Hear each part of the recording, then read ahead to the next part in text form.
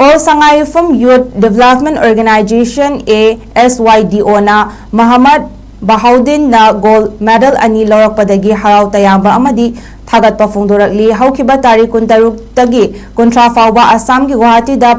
Para-Olympic Association of Assam na sinduna first North-East Para Sports Meet Guwahati 2024 da Manipur gi mahut sinduna represent tawraba sanaroi singi manungda Thoubal district ki manung chana laiba Sangayumpham part 1 Pulai Pokpidagi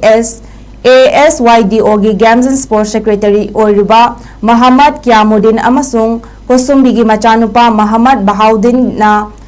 200 meter race amadi 400 race da goal ani lawbaga loina na 100 meter race da silver lawkibani haire. All Sangayufam Youth Development Organization ASYDO na Muhammad Bahauddin na gold medal ani lawrakpadagi haraw tayamba amadi thagatpa phongdorakli haukiba tarikh 13 tagi 13 fauba Assam gi Guwahati da Para-Olympic Association of Assam na sinduna first North-East Para Sports Meet Guwahati 2024 da Manipur gi mahut sinduna represent tawraba sanaroi singi manungda Thoubal district ki manung chana laiba Sangayumpham part 1 Pulai Pokpidagi